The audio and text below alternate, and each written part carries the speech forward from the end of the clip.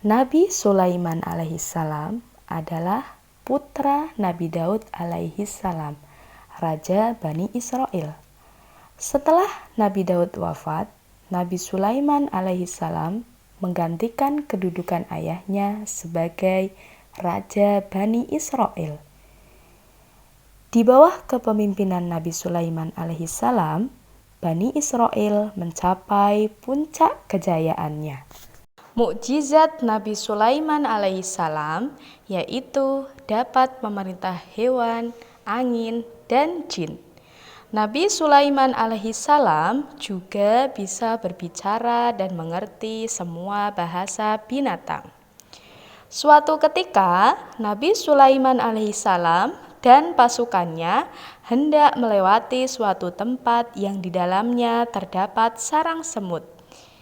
Para semut berlari terpontang-panting menuju sarangnya untuk menyelamatkan diri agar tidak terinjak oleh pasukan Nabi Sulaiman alaihissalam.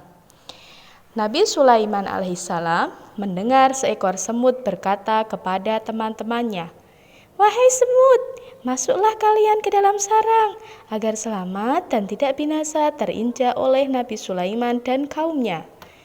Nabi Sulaiman alaihissalam tersenyum mendengar perkataan semut itu.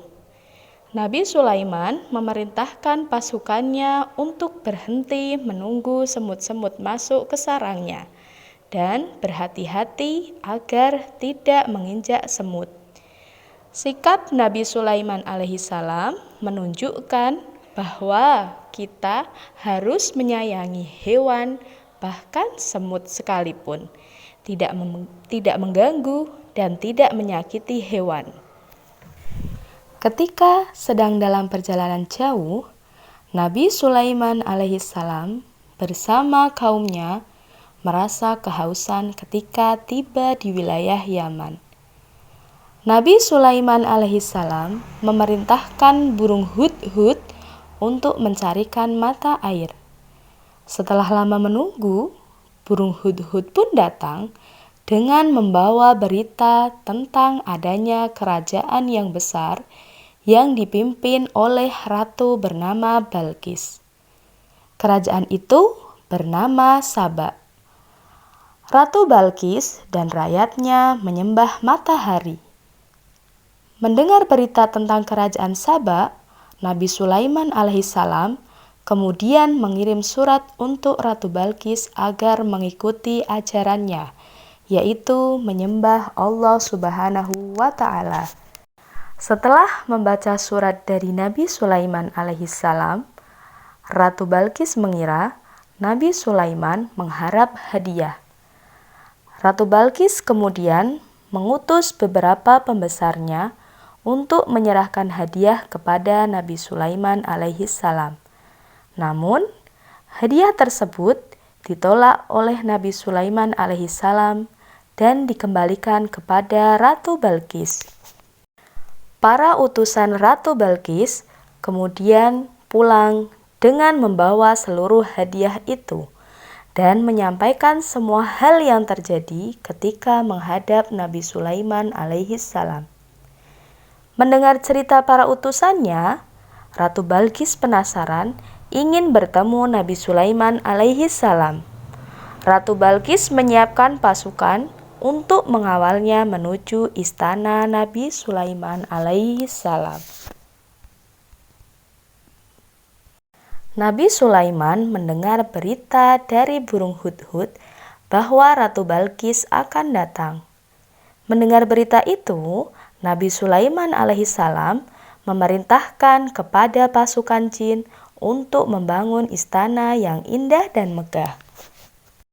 Bahkan, ketika Ratu Balqis dalam perjalanan menuju istana Nabi Sulaiman alaihissalam, singgasana Ratu Balqis di Yaman dipindahkan oleh seorang yang berilmu ke istana Nabi Sulaiman alaihissalam di Palestina.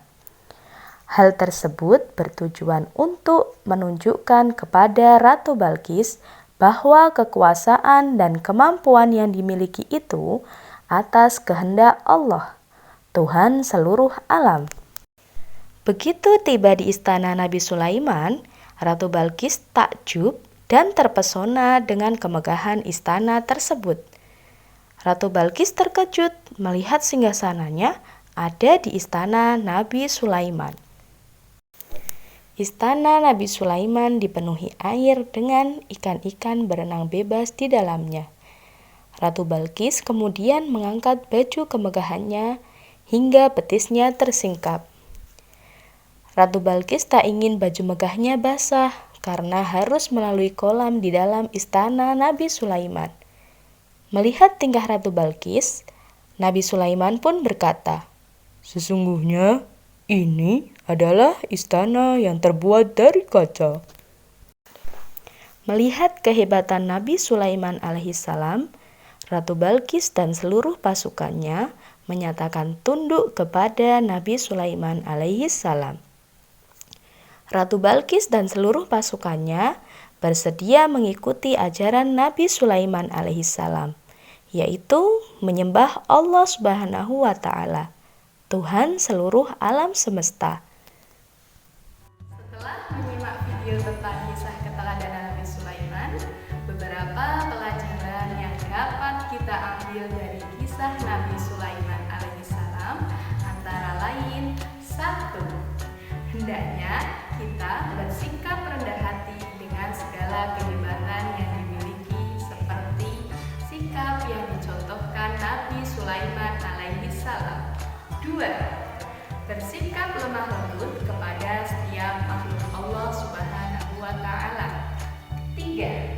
Hendaknya kita selalu bersyukur atas karunia yang diberikan oleh Allah Subhanahu wa Ta'ala dengan cara mengingatnya, karena semua yang diberikan oleh Allah kepada kita adalah titipan yang kelak akan dimintai pertanggungjawabannya di akhirat. Anak-anakku yang soleh dan solehah, setelah kita belajar tentang kisah keteladanan Nabi Sulaiman alaihissalam, semoga dapat menambah keimanan dan ketakwaan kita kepada Allah Subhanahu wa Ta'ala. Jangan lupa tetap semangat belajar ya anak-anak. Wassalamualaikum warahmatullahi wabarakatuh.